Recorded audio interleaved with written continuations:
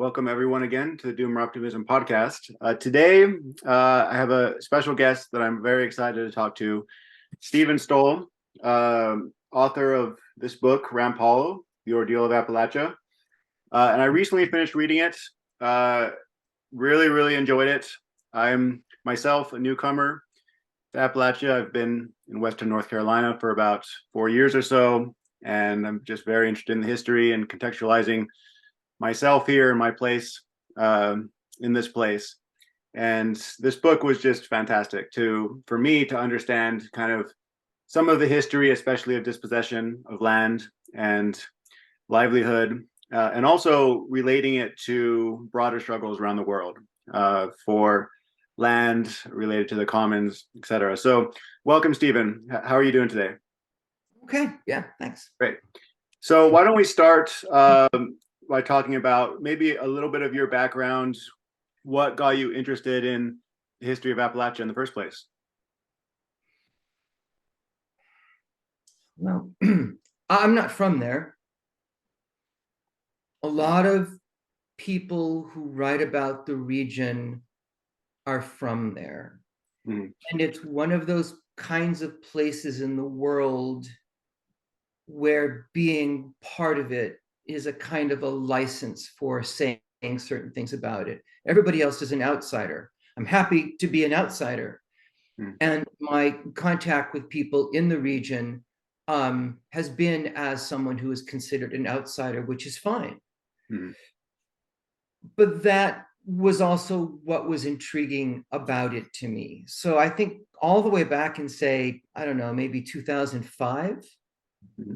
Like more than 20 years ago, about 20 years ago, I was teaching a course at Yale with two anthropologists, Jim Scott and Michael Dove, actually. And I was reading all this peasant stuff, and I had not read a lot of peasant studies. And I was just thinking, historians of the United States just never write or think about peasantry or what are called agrarians. Mm. And I just started thinking about this region and how I might try to understand it in terms of some of this work. And so it was really very much an intellectual interest that got me into it. Mm. And when I started going there, I was just flabbergasted. I was just stunned by how beautiful and how kind the people were. And so I guess to answer your question, I got into it just to kind of say something that I had not said before and that I thought needed to be said. And I ended up learning a lot about it and kind of falling in love with it as a region. Mm-hmm. But I have no personal connection to it. I don't have like a big personal story about what brought me into it. I have no other kind of connection, mm-hmm. other than I knew nothing about it. And I was willing to try to learn about it. And I learned about how much I don't know about it and right. how much other people know so much more than I do. Yeah. When you were doing your research for the book, what, in terms of coming up with, what is the gap in the literature? What is the thesis I'm trying to put forward? What were you noticing that you weren't quite seeing well represented in the rest of the literature? Yeah, it's not always how I think. I know it's how a lot of other scholars and historians always think. I'm kind of looking for a story that I can tell, and I'm going to tell it in my own way.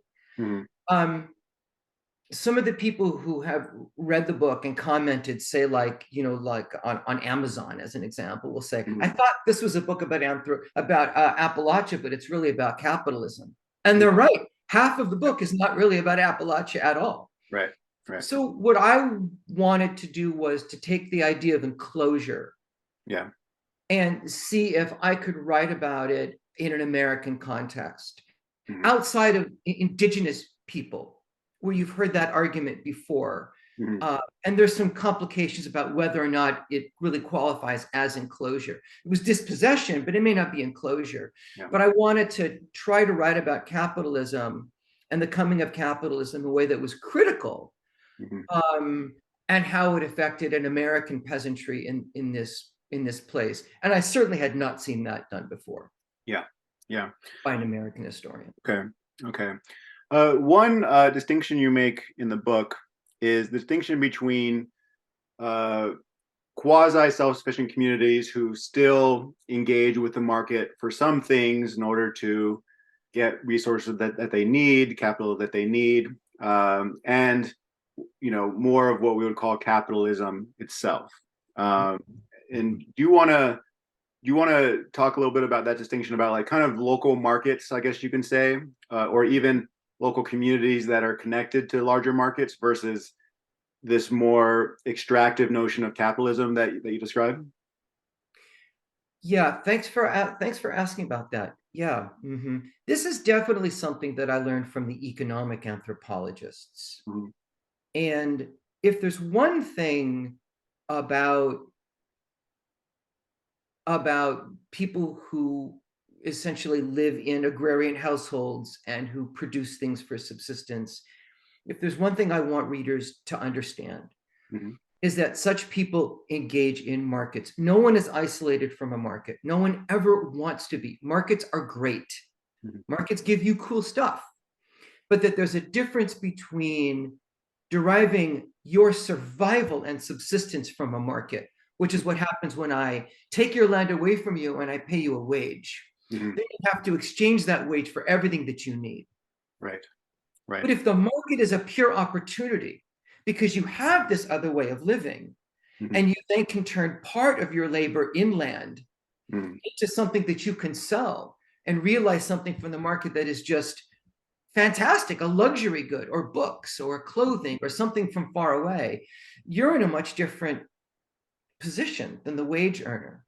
But I think the misunderstanding is that you're either part of a market or you're isolated from markets. Yeah. And I wanted to, again, it's the economic anthropologists, a lot of them working in Central America, who are really the ones who have written about this, like Enrique Mayer Mhm. and Stephen Gudeman. But that the market is an opportunity. Mhm. It's a good slave, but a bad master, Mhm. and to use that language. Yeah. And so yeah, they were well familiar with money and with markets. But what they understood very well is you don't want to go to a place in which you depend on that for your survival. That takes away your freedom. Right. They understood that intuitively. That didn't have to be explained Mhm. to them. And moving down to the coal camp or the lumber camp, Mhm. when they could no longer make it on the ridge in the hollow, because that forest had been destroyed because their wherewithal had been pulled out from under their feet. All they wanted was to find their way back. Right. Yeah. Okay. Can we go through a bit of kind of the history that you find salient and kind of drawing out the story? So, a few things that stuck out to me were, the rise of the railroads. Even before that, you had the absentee landowners from the Revolutionary War and around that time period, and people coming to settle anyway, so-called squatters, and then trying to use their work in the place to as a criteria for for ownership of that place, and then the kind of just these larger economic forces that started to dispossess people of their ecological base. Yeah, so I would break it into like two different eras Okay. of capitalism. The Mm. first thing to talk about, say, the 18th century, Mm. and maybe even all the way to the Civil War, is that a lot of people think of the pioneers. They think of Daniel Boone Mm. rolling through Cumberland Gap, into Kentucky, um, and when these pioneers arrived, all that land was already owned. It was already part of Virginia, if we're talking about Western Virginia. But the same went for, say, large portions of Kentucky and the Carolinas. Mm. And that is that these states saw this land as a liability, and they wanted wealthy people to own it and pay them basically property taxes, and hopefully do something like it, like open a plantation Mm. out there in the Western counties. That Mm. was never going to happen. Mm. the thing is that people like Robert Morris and George Washington owned enormous thousands of acres in the western counties of Virginia before anybody showed up to live there in those hollows. Mm-hmm. And that's not well understood. Mm-hmm. The whole idea of those capitalists was that that land would somehow rise in value, and they would sell it and they would make money on what we call speculation. Mm-hmm. Yeah, they would somehow, value would basically accrue in the land, and it was really vague how that would happen. And in fact, it didn't happen at all. It didn't happen. Right. And all of these people who came in, the reason why they could hide in the hollows is because Robert Morris and George Washington never visited there. They didn't do anything with it. Washington had portions of it surveyed for the possibility of selling it, or of maybe even establishing a plantation, not his plantation, right? But he didn't do that.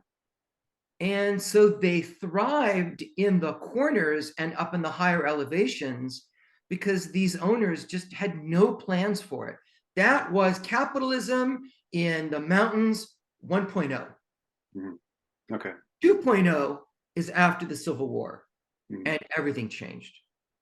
Because what happened was coal, lumber, and railroads, especially coal. Mm-hmm. Right. Okay. Steam engines were beginning to burn coal because they worked a lot better and they burned so much hotter on coal.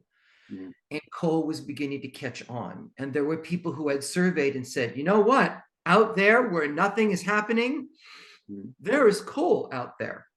Mm-hmm. It's in central Pennsylvania, and it works its way all down into northern West Virginia, and they didn't know it, but tons of it in southern West Virginia. Well, mm-hmm. during the Civil War, some of these geologists and geographers, while they were working for the Confederacy, were seeing these coal seams, down in these southern counties. And after the war, they said, you can't believe how much coal there is. And this became popularized. 2.0, just to come to the point, is a different generation of capitalists who wanted the full-scale economic extraction, exploitation of those mountains. They were not interested in just waiting for the price of land to increase. Mm-hmm. They wanted to send railroads into it, cut down all the trees, and dig coal mines. Mm-hmm. And that began the crisis between them and the settler culture that mm-hmm. was thriving in the hollows. Yeah, they were in for big, big trouble. Yeah. And what were some of the methods by which the capitalist 2.0 forces dispossess people of the land? You get into various ways that they, that they basically were able to take over certain parcels, etc. Yeah, it's funny because right now I'm writing a book about land, and I'm working on a chapter about commons. Mm-hmm. And commons are always described as customary. And a custom is a claim on centralized authority. It's something that people have done for a long, long time, that they demand have precedence over things that are new ways of doing things. Mm-hmm. What happened when the industrialists, let's call them that, when they came in, is they said, look, I've got a deed with George Washington's name on it. See this? He owned all these acres, and I now own a portion of it from George Washington's deed. What do you have?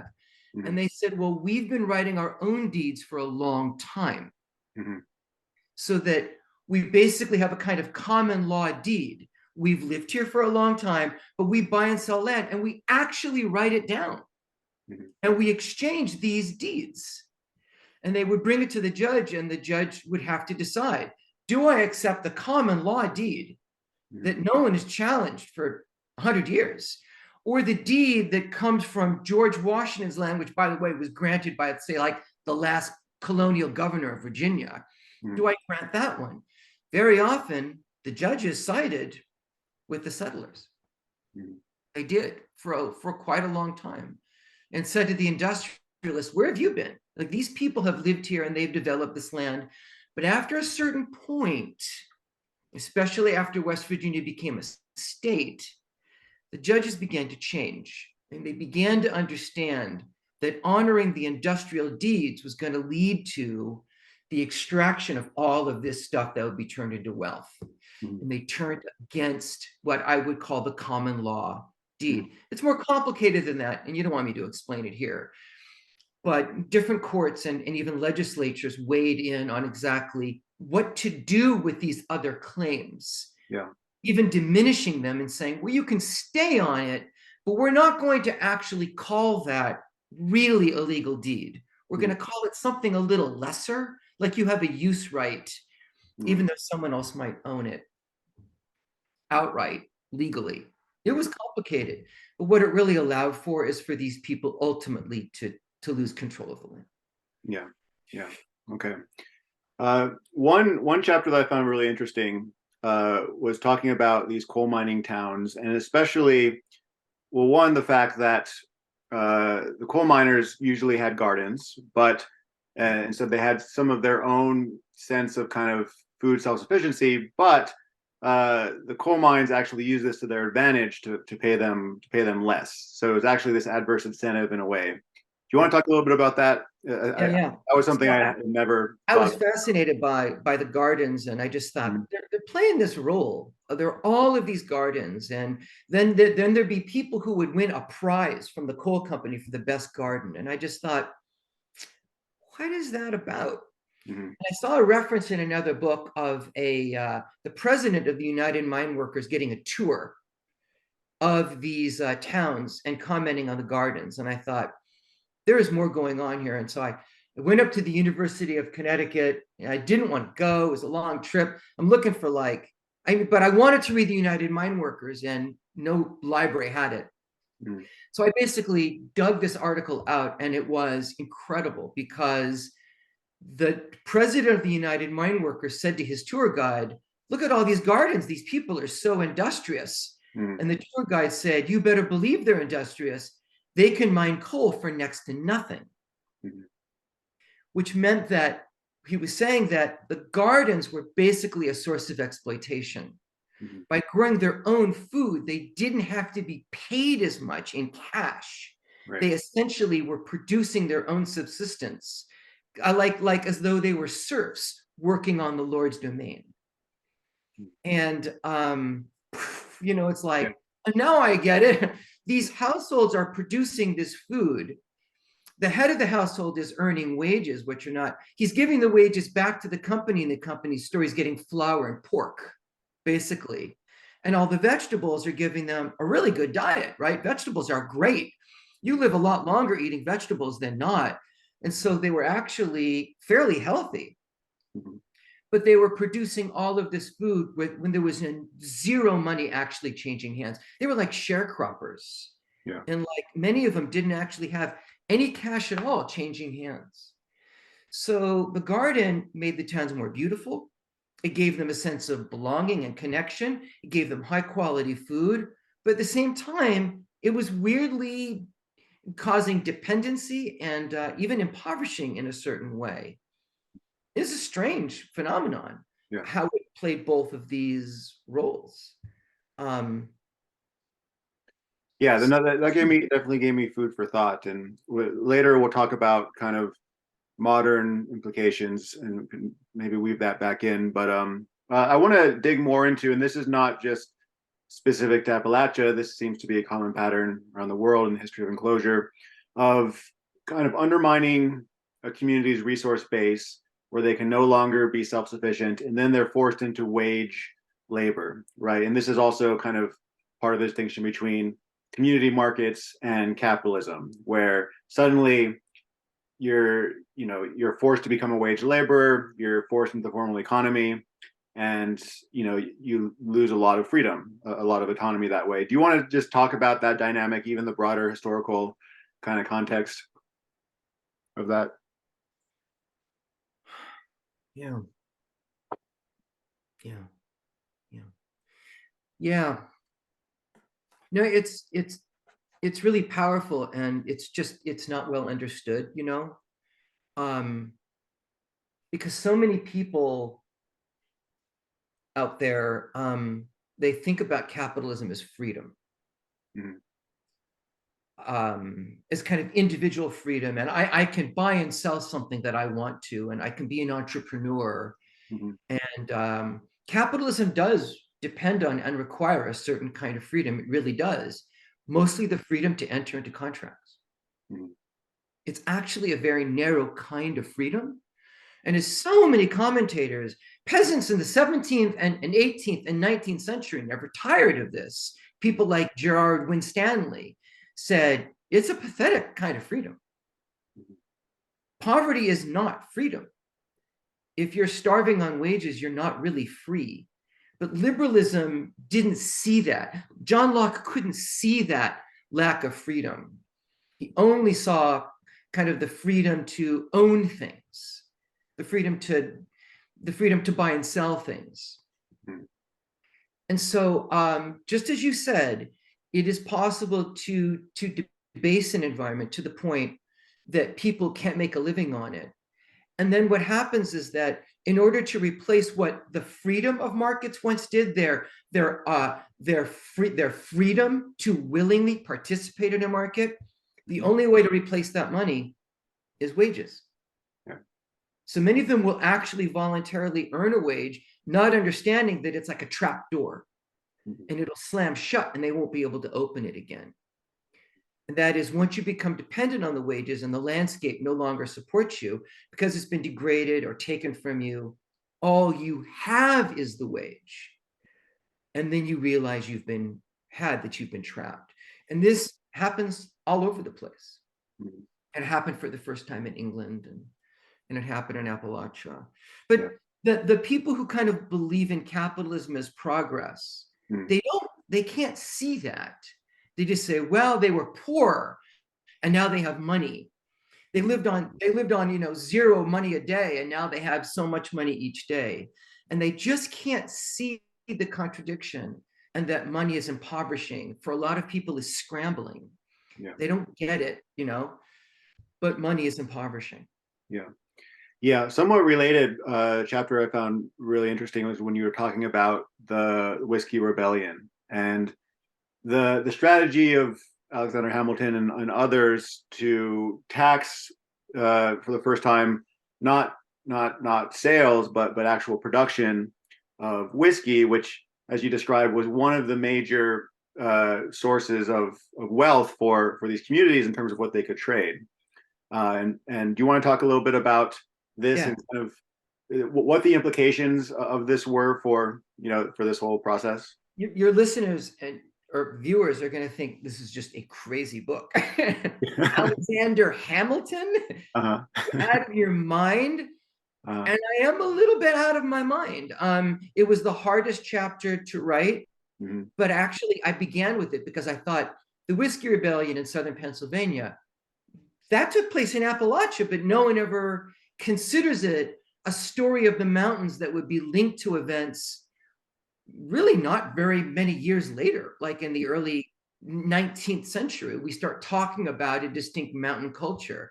But like after the American Revolution, it's like the Western United States and the Federalists are kind of at war with these settlers over this tax, and people who are strong supporters of the federal government said, no, you have to pay this tax. This is right. It supports the government. And I just wanted to try to figure out what was happening here and what it might say about what we call Appalachia, a term and a region that we don't really talk about until much later. Right. I had to take a big breath and break into Alexander Hamilton and why was he doing this? And of course, a lot has been written about it, and I actually thought it was sort of inadequate. It didn't have an environmental angle to it. And I think that he understood very, very well the role that whiskey played in the lives of these people, which is they were able to produce something, rye, which gave them all of this flexibility. They could eat it themselves in bread, that really dense German bread that you can buy. Yeah. One of them is called like athletic bread or like healthy bread or something, right? That is real rye bread. It kind of defies classification as bread. You know, if you threw it out a window, you break the window. Mhm. I actually really like it. That's what they made. Mhm. They also fed it to their livestock. Mhm. But then this third thing was really the magic. It was this explosive thing. They could take something they produced with very minimal labor on their land and turn it into something that had a stable value that they could trade hundreds of miles away and it would never degrade. Mhm. They could drink it themselves, Right. right? It's Mhm. not really a currency if you can eat it or drink it. It is currency, it's a currency-like thing Yeah. in that it's stable, but it itself is meant to be consumed. Mhm. And it was magic. They could exchange it for almost anything. And Hamilton wanted to kind of bring them into the United States. Hamilton and Washington were really, really worried about Western Pennsylvania. Mhm. They believed all of these conspiracy theories. Yes, they were actually conspiracy theories that they were going to join Spain. They Mhm. were going to break away, and they were going to break away. What kept Hamilton up at night was that a part of the United States was not really integrated into its economy. Mhm. And his genius, no matter what you think about it, all right, his total genius was to say a nation state is a place where the rule of law governs every single inch in exactly the same way. Mhm. It is not what any kind of state was before. Yeah. So he imagined this tax. I believe that this tax had nothing to do with raising revenue for the United States. It didn't have to do with money in its treasury, Mhm. as taxes really don't today. Mhm. It had to do with forcing people into cycles of buying and selling in order to pay taxes that would bind them to the federal government. And whiskey was something he could tax. How could you tax cattle? It's here today, gone tomorrow. How Mhm. can you tax a field of rye? Same thing. A Mhm. pig? But whiskey traveled. And so the whiskey tax was his way of essentially reaching into that relationship and forcing them to produce for the basically for the market. That's Right. what I think. And I think I make a circumstantial case for it. Yeah.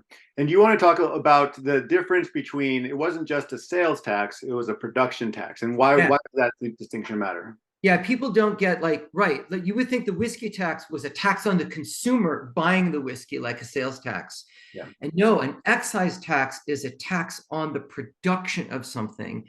And to be fair to Hamilton, it really depended on the size of the still. If Mhm. your still was small enough, there actually was no tax. Yeah. Yeah. It didn't have to be too big in order for there to be a tax on it. Mhm. So it was a tax on the capacity of the still that you had to pay before the whiskey was made. You had to pay it in advance. Oh, and it made people just so mad. Yeah. So mad. So mad that they refused to do it. And when Washington raised an army, by the way, commander in chief, there's only one time ever that the president literally behaved, literally was commander in chief at the head of a 12, 13,000 person army, pointing his sword at the Western hills. That was when George Washington led that army halfway into Western Pennsylvania. The idea that he would himself go to war with American citizens, yeah, he didn't like that idea. So he said to Alex, it's all you, baby. You take over. And Alex said, you got it, Dad. I mean, General Washington. And so he put on his Revolutionary War uniform, and he led that column into the mountains. But they came down and they blew holes in the road to stop them. They did a kind of guerrilla warfare. They threw fruit at them. They called them the Watermelon Army. I don't know. No one really knows why. Alexander Hamilton's army was called the Watermelon Army. I really don't know why. Mhm. But they mocked it. Mhm. And Yeah, they made it very clear that this is not something that should ever be taxed. Yeah, yeah, and the tax was lifted later by Jefferson. Is that correct? Yeah, after the rebellion, there were like there were a couple of trials. There were like 3 convictions, Mhm. and Washington used the pardon for the very first time. Mhm. And he pardoned them because he just did not. They really were really embarrassed, and they just wanted this to go away. Yes, Jefferson had resigned from the administration because of the whiskey tax. And the first thing he did, actually, I don't know if it was literally the first thing he did, but it may have been the first thing he did, was to sign a bill into law for its repeal. Mhm. Yeah, yeah. Um, you mentioned earlier about whether this process could technically be called enclosure. You mentioned the prior indigenous populations. Originally, you had the Mississippians, and then the Cherokee, and other groups. And you don't get too much into that in this book, although you do mention it a few times. And the process of dispossession earlier on. Do you want to talk about kind of how you see how you compare and contrast these kind of 2 waves, of dispossession? First of the indigenous populations, and of course, this is a multi-hundred-year process, and there are waves of different settlers, Spanish originally, and then Germans and French and English and Scots Irish and etc. And then, of course, you have where I am. You had the Trail of Tears in the 1830s, and so you have this kind of, and then one thing that kind of blew my mind I hadn't thought about in the book is you were talking about how many of the settlers into the States were former, say, English peasants who had also lost their land, who had experienced enclosure, and so Yeah. they were coming here to to basically get a fresh start. And so it was kind of like the term in my mind was kind of enclosure begets enclosure in a way. Do you want to talk about just kind of comparing and contrast in that kind of longer historical context? Sure. There's a wonderful book by a historian named Alan Greer Mm-hmm. called I have it here. I have an article by him too. Yeah, it's called like Property and Dispossession. Mm-hmm. And he really makes this argument that what came ashore in 1620 was not private property. Mm-hmm. That in fact we think of the commons and commons customs as kind of good and just, and we set it apart and we set it next to, against, I should say, private property. And there's good reasons for why we do that. It absolutely is good reasons why, but it's not inherently virtuous. Mm-hmm. It doesn't have an inherent virtue. The people who came ashore then were using commons customs and commons organizations to dispossess other people who had their own practices that you could say were also commons practices and commons customs. It was dispossession by commons. Mm-hmm. So the first thing that I want to say is that private property did not actually colonize North America, but actually commoners did. And that may be uncomfortable for some people to hear. So I don't want this to be to sound too technical, okay?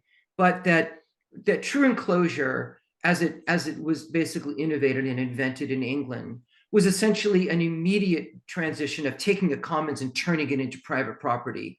It was a way of lords, for all kinds of reasons at this time in the 16th and 17th century, were insisting that the old way of doing things wasn't really serving their interest anymore. Mm-hmm. So they finally succeeded in having Parliament pass these laws, actual laws. This is the government essentially taking common property and turning it into a designation, a kind of basically collecting all of these rights, bundling them together and handing them to lords. That was something entirely new that came to be called real estate or private property altogether. But what the United States did and some of the colonies did to indigenous people was essentially use a large public entity to take that money. It was dispossession, absolutely. And it sounds a little bit tactical to say that it wasn't enclosure in that formal sense. Mm-hmm. Ultimately, was it turned into private property? Ultimately, it was. Absolutely. but it belonged to a public entity before it belonged to a private entity, which is why it doesn't quite qualify as enclosure. Again, it's just going to sound a little bit technical, but to say that they were dispossessed on the way to producing private property is just probably a more accurate way of saying it. That's all.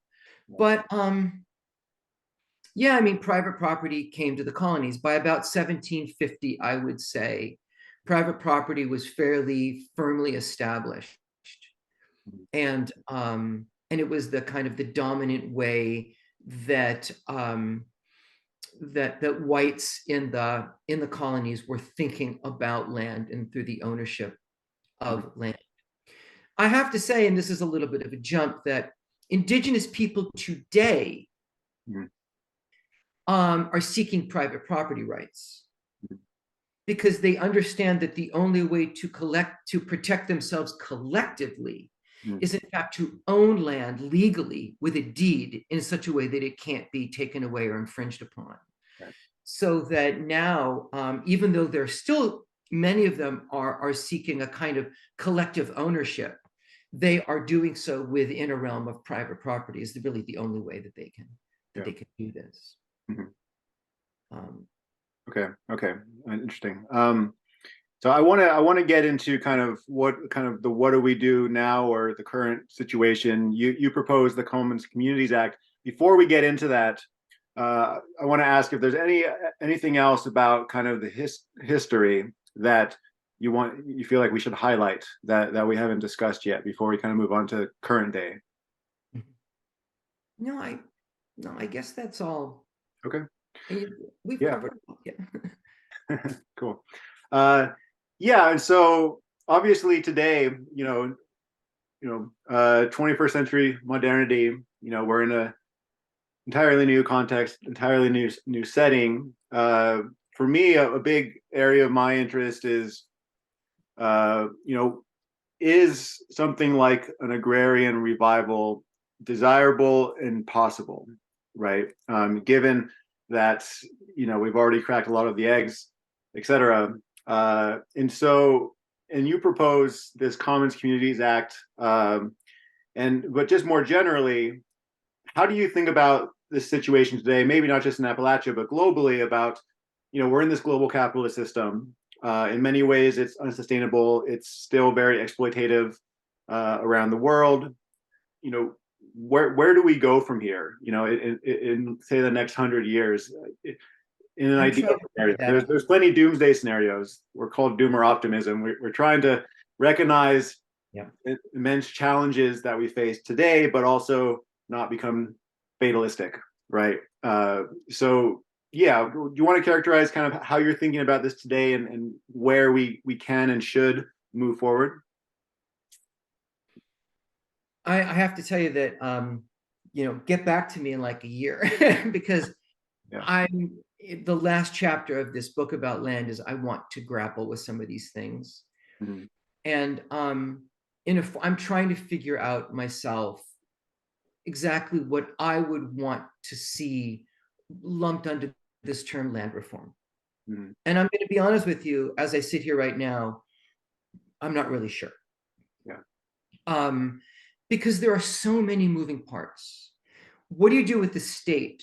What role does the state play in this? I can tell you that I don't want the state to own all the land and then to make decisions about how it's used. I don't think that's a good way to go. I'm not an anti-statist. In fact, in many ways, I really want to believe that there can be a nation state that can behave in the interest of regular people. It's just I'm not that much of a statist to say that the state needs to own and control everything, because in the real world, I think that's ridiculous. But at the same time, I'm not willing to see private property remain as it is right now. I am not. I do think that it's okay for people to own their homes. I do. In fact, it may sound funny, but the way that most Americans think of private property as owning a house, I would argue, isn't actually private property at all. Okay, it's private property in the sense that you own it. But when I say private property, I'm talking about capitalist private property, which is private property that you don't live on, that basically earns an income, that essentially is something that produces ground rent, or that you use to build a factory that then employs people and that you know, exploits them or whatever, right? But your house doesn't do that. In fact, your house is a liability. It's a hole in the ground that you pour money into. It's a bad investment in almost every situation. I would be willing to say, go ahead and own your house. The question is what to do with this other realm and the people, you know, maybe 500 people or so who own tens of millions of acres of the United States. The government owns most of the United States by far. But lots of other people own millions and millions of acres. And what do we do about that? How does that get distributed? What do you do about the fact that we're not peasants who want a farm? Most people have no intention and no desire of being a farmer. If there is some form of land reform, then they're going to have to benefit in some monetary way through the redistribution of what? Profit through the tax system? Maybe. That was like what Henry George was calling for at the end of the 19th century. And that is, he would say something like, well, you didn't produce this land as a commodity. It existed by nature or by God. Therefore, you don't deserve to have all the profit from it. So through the tax system, he wanted to collect what the money you made by owning your, you know, your factory or your ranch or whatever, and the ground rent, and redistribute that to people who didn't own land. Maybe that makes sense. So there's a lot of moving parts, and it's really complicated. But I would say that land is really important, more than I think people realize, for the way that we think about ourselves as citizens and kind of who owns America and our stake in it. But that private property has a very bad record of preserving the environment. Like you suggested, we're living in a time of unprecedented ecological crisis. Every landscape and species is basically in free fall. And the era of private property ushered in, it was essentially the foundation of capitalism that ultimately spawned the coal-driven industrial economy that has arguably just wrecked everything. So going back and thinking about property itself and land itself, and trying to create ways in which people could live in a commons if they choose to, I think is worth thinking about. Yeah. And that's not the most radical way of thinking, but you could have people on your show who have a much more radical way of thinking about it. And mine isn't. I'm really interested in kind of reform as revolution. That is to say that the two things are not contraindicated, and that a series of reforms can add up to a very major change. And even someone like Karl Marx was not in any way against reform. And so that's where I'm settled on. The revolution has a really bad record of taking care of people and ending up in and having any kind of democratic process. And right. That's just where I am. It makes sense. Well, yeah, I mean, one thing that's related to what you said that I noticed in your points about your sections in the Commons Community Act is that you talk about that, you know, initially the government would basically set aside land for commons that would be mostly managed by the commoners, but they would also provide these other services, education, you know, extension, you know, services for agriculture. Do you like it? They also like that? What's that? Oh, I'm sorry. Go ahead. But they also had the option of basically not of basically taking over that ownership, maybe something like a community land trust, you know, with the caveat that then the federal community services would also be retracted as well. And so you kind of instilled this flexibility for these communities, whether they wanted the benefits and the burdens of, you know, being part of a federal structure or not. And I thought that was interesting, that kind of flexibility you included in there. I kind of was walking a line. I mean, I was trying to think about the kind of people who I'm addressing. Yeah. Right. I mean, like really conservative people out there who hunt and fish. And it's like, how would they be interested in doing something like this and not see themselves as a bunch of communists, you know? Yeah. And I actually imagined that I was writing a book that might actually appeal to some conservatives. Yeah. Right. And there was Yeah. a No, community, right? I definitely noticed throughout the book that you were, I mean, in some ways your proposals and your analysis could be considered radical, but in other ways it's very conservative. It's conserving communities, conserving autonomy, community autonomy, etc. And so I thought you did a good job of making that balance. Did you like the Commons Community Act? Do you think it's a workable thing? I really liked it. It's hard to imagine now the federal government. I just can't imagine the political pathway at the moment Yeah. to get there. One thing that's we kind of always bounce on this show because I mean we're a lot of us are very interested in kind of local agroecological food systems in general. We see that as necessity. We're interested in a lot of us think that we will have to localize a lot of food production, and that will mean a lot more people getting back involved with agriculture. We don't quite know the mechanism of how that would work for people to actually want to do that. And so, but then the question of access to land, and we talk. Okay, there's land reform that's instantiated by the federal government or a state government or a county, but then there's also like the community land trust movement. Some places you have like agricultural reserves. I know in like Maryland you have forget the name of that reserve that seems pretty successful. We've talked to people associated with that, and so there's different ways to think about, but the bottom line is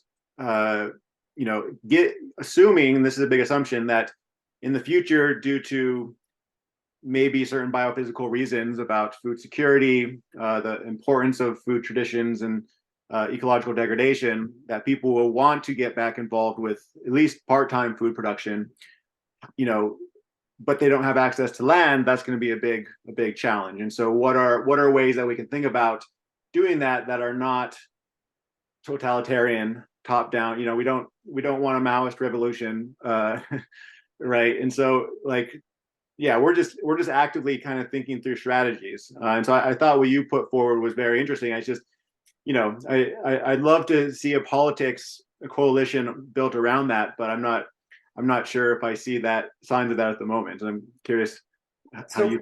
Part of my research in West Virginia was called sitting on a bar stool talking to people. Yeah. Whenever I went into a restaurant or something, I always sat at the bar and I always talked to the person next to me, usually, a male of some kind. And I can't tell you how many times I heard someone say, I work for a coal company, I'm an engineer, I work for the county, I work for the agricultural experiment station, but all I really want is a little piece of land, a pickup truck, and I want to hunt and fish and grow a garden. And people really said that, more than once. I heard that. So the thing about the Commons Communities Act is there are people doing this right now. They hunt, they fish, and they have pretty large gardens.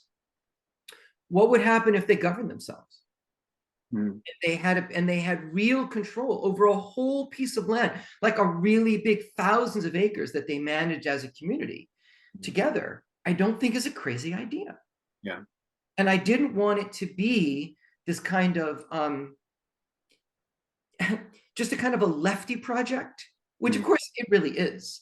But I wanted to give them a kind of autonomy and power over it to make it what they want it to be. But I didn't want it to turn into an enclave of crazy right-wing violence and this white supremacist crap. What do you do? So the federal government has to play a role in it. So that's kind of the line that I was walking through it, versus autonomy and that they could take it offline themselves, away from the government, I suppose. And also, in the book, at the end of the book, there's this New Deal project called the Division of Subsistence Homesteads. Just saying it, you can't even believe that such a thing existed. But they screwed it up. They botched the whole thing. Because the first thing they did was they put everybody in debt, so they had to work in a factory. And I don't know why they chose to do that. It's crazy. It destroyed the whole idea. Or here they were producing their own food, but they had to work in a factory to work off the debt of the whole project. They basically took the coal camp and they made that the model. for the federal government's subsistence homestead. It was ridiculous. Mm. What if the federal government did it right? And the Yeah. way that it would do it right is there's no debt to begin with, zero debt. Here's the land, go ahead, live on it and do something out of it. Mhm. That's what I was thinking. Yeah. I don't think it really appealed to a lot of people. Well, it appealed to me, but I don't have much political power besides the podcast, and the students that I teach in my classroom. Yeah. Me Uh, either. The book was reviewed in the New York Times by J.D. Vance. oh boy. Okay. I like to say it was before J.D. Vance really dropped off the deep end. He was a little bit more of a thoughtful conservative. Yeah. He disagreed with the book, but he said nice things about it. Yeah. He said that he learned from it. But he also, I don't believe he commented on this. Yeah. So, Okay. Yeah. Great. Well, we have about 10 more minutes or so. So do you want to maybe let's broaden this out to international context? I think I remember you mentioning that, a lot of this land dispossession is of course still going on in Africa, for example. In many countries in Africa, it's still going on. Part of my dissertation research, I was looking at food systems in East Africa, and I know that like international policy institutions are really pushing basically this idea of structural transformation. Of we need to mimic the Western model of industrialized agriculture. We need to make agriculture more productive. Implied in that is that a lot of people will be leaving agriculture. There is, I know, some debate of should they move to the cities, but the cities are ballooning. Urbanization is happening very quickly, or should we try and bolster the rural non-farm economies? There's some debate on that, but of course, then you have a lot of just private investors. You have China, you have the United States, speculating on this land. And that's just Africa. Of course, it's happening all over the world. Do you want to kind of talk about the global situation that you see and how this relates to that context? well, you know much more about Africa than I do. So I just dipped into this one case of a sugar company, a Dutch company that made this huge gambit in Mali. And otherwise, I don't study Africa, but I was fascinated by this example. And the thing I think if I'm going to generalize, I think the thing to be very wary of is a kind of win-win attitude, because in win-wins, someone's going to lose. And it really is meant to hide the real winners, which were people who basically end up, corporations who end up with wage laborers on land that the laborers have, in fact, very little control over at all. And that's what I saw in this case going on. Yeah.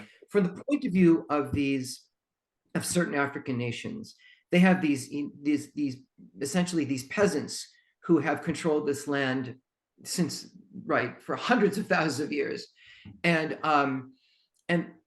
this land produces no value for them, and the peasants have no legal title to this land, as peasants never do, because they own the land before there was any government or legal title, is when they had control over it. So this is also how enclosure works, is you basically substitute a legal structure for one that is based on customary rights, right? With the argument saying they don't own it because you just invented a new version of ownership, and then you say they don't qualify, right? This is what certain people want African societies to do. And the problem is that if there are peasants and they are poor and they're not doing well, this becomes an excuse for dispossessing them, instead of asking, what can we do for these peasant producers that'll make their lives more stable and that will help them produce? That's never asked. The idea is that the way they do things is inherently flawed when it's survived for thousands of years. Instead of asking, how can we use certain tools that'll actually make it better for them? And because that's not the intention. The intention is to find a way to steal it. So I would say to people, be very wary of someone saying, well, these people are so poor, they live on $1.50 a day, as though, right? You understand what that is. Yeah, as though their subsistence depended on the monetary formal economy. Right. You're translating something into money terms that really can't be. And then you're giving it this money value. And people say, $1.50 a day. How could they possibly live? Because they're not living on $1.50 a day. You're just revaluing it in that term because you think that's what it would earn if they sold their labor, if they sold whatever they produce on the market. I don't even know where this term comes from, $1.50 a day, $1 a day. Yeah. But it's all intended to delegitimize them. Yeah. And as a way of taking their land. That's what I would say about what's happening all over the third world.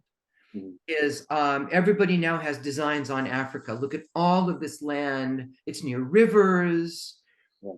It's got this ideal climate. Just think of all we can produce, all the rice, the sugar, the coffee that we can make if we can just find some way to get a hold of it. And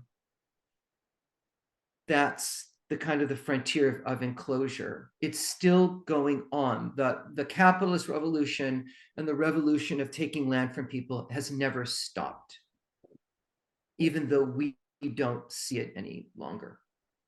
Yeah, well, one thing I really appreciate about your book is because, as you said, oftentimes I think for Americans, they hear about enclosure and it's always, oh, that was in the past or that's somewhere else. But what your book demonstrates is that no, this very much happened here as well, multiple times, right? And it doesn't matter if you're indigenous or white, it might have happened to your ancestors as well, right? Everybody kind of has skin in this game, and it's still happening. And so I really appreciated, I think, making it more relevant to the kind of the American mind in a way, which, I thought was very helpful. Capitalism has to continually draw fresh land and extremely inexpensive human labor. It has to, it's like a vortex, and it has to draw it into itself. Yeah. If labor becomes too expensive and if land becomes too expensive, then it actually can't function, because what happens on these peripheries is essential for what goes on in the core. Right. It's why China, after exploiting its own people, after having factories and turning villages and sending all these people and putting them together, land and labor, into this incredibly profitable amalgam, where at one time there was like 15, 20, 30% profit every year, all that has slowed down in China. And now China is in Africa. Yeah, in Latin America and many other parts of the world as well. Yeah, not an accident that they're looking to basically to recapture some of these incredible profit margins by doing in Africa what they did to their own people in their own internal periphery. The United States, of course, has tried to do the same thing, though differently. Yeah. So this is why we have to keep an eye out on Africa. Yeah. Okay. So I know you have to go, but last question. You mentioned that these days, oftentimes, like indigenous populations today or others, they actually want kind of the formal land title of private property, because it's only by playing in the system can you kind of protect your system. But if we're imagining kind of, and you also mentioned that historically peasants haven't formally owned their land. What would it mean in an ideal system for agrarians to have, kind of say community ownership of their land, some kind of commons framework, as well as, long-term land tenure for individual households, et cetera.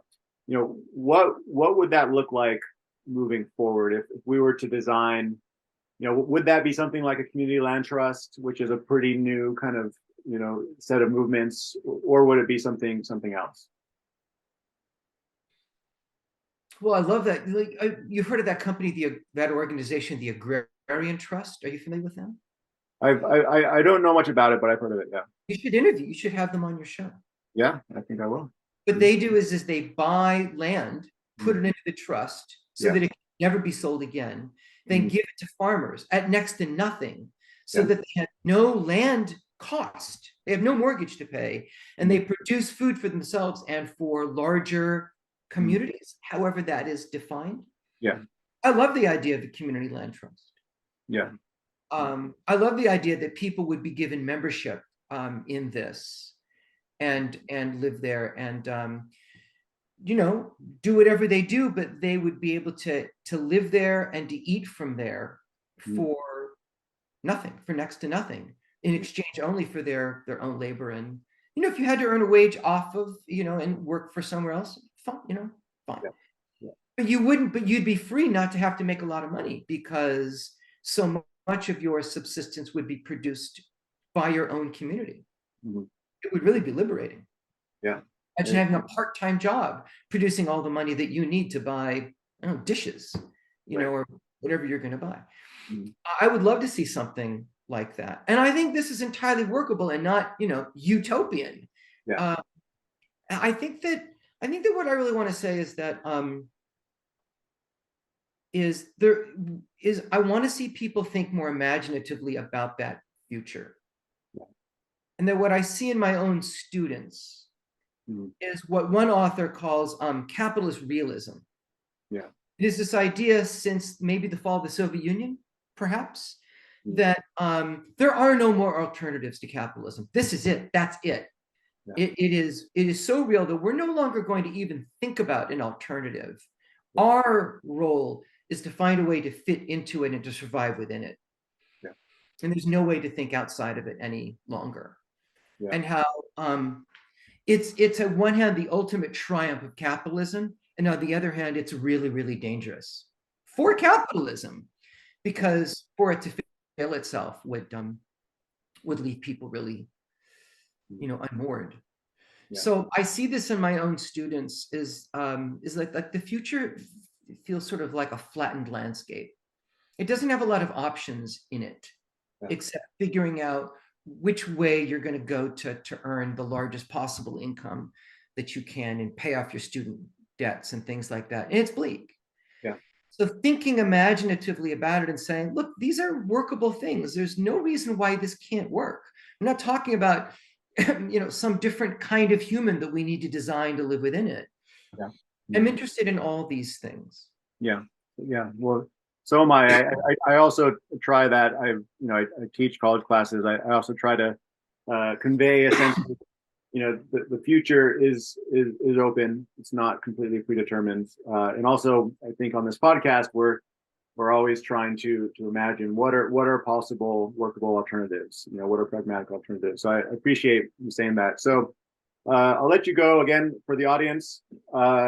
I really, really love this book. I highly recommend it. You should definitely read it. It's about Appalachia, but it's not just about Appalachia. It's about lands and the rights of communities to have access to land in general.